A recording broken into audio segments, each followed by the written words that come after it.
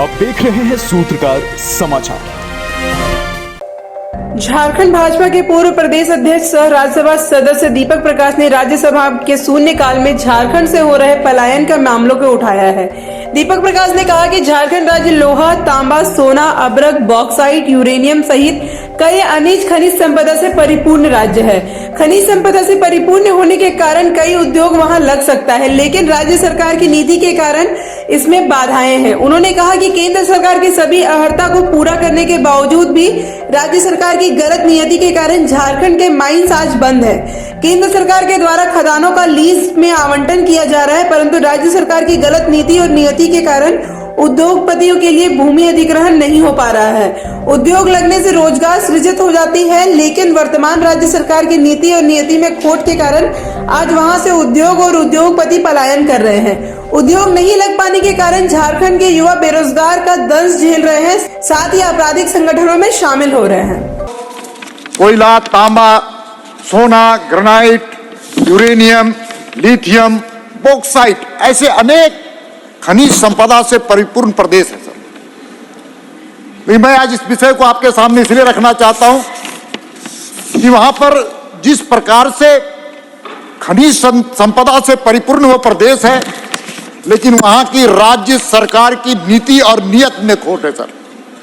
केंद्र सरकार के लगातार सारे फॉर्मेलिटी पूरा करने के बावजूद वहां की राज्य की सरकार आयरन और एक भी वहां पर खोलने के लिए, वो एक तरह से बंद करने के लिए विवश कर रही है सर।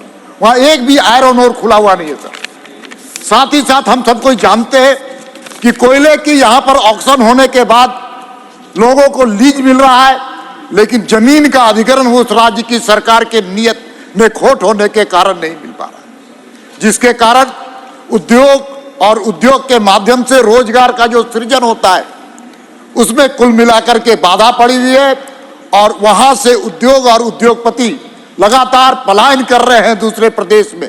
और रोजगार के अवसर में जो लोग बेरोजगारी बेरोजगारी को तो झेल ही रहे हैं, साथ ही साथ ऐसे कई अपराधी, संगठित अपराधी गिरोह में अपने आप को शामिल कर रहे हैं सर। चाईबासा उसका उदाहरण है सर। इसलिए मैं आपका ध्यान आकृष्ट करना चाहता हूं सर। और मूल कारण यह है महोदय कि वो माइनिंग लीज होने के बाद भी और आयरन और का जो माइंस नहीं खुलता है, उसके पीछे संगठित अपराधियों का एक गिरोह है जो इलीगल माइनिंग करते हैं, जिसका सीधा संबंध और संरक्षण वहां की राज्य की सरकार से बनता है। सबसे दुखद बात है सर। दीपक जी ध्यान रखें, जो आप कमेंट कर सकते हैं हम इसी विषय सर। अब पलायन, वहां के लोग पलायन कर रहे हैं सर। उसके पलायन के मूल कारणों को तो हम लोगों को समझना पड़ेगा।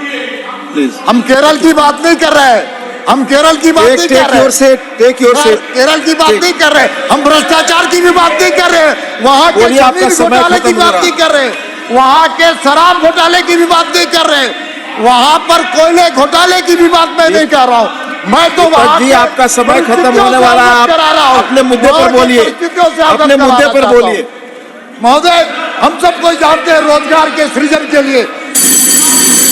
टाइम खत्म, आपका समय खत्म हो गया। मान्य। अगर आपको हमारा वीडियो पसंद आता है तो हमारे चैनल को लाइक, शेयर और सब्सक्राइब करना ना भूलें।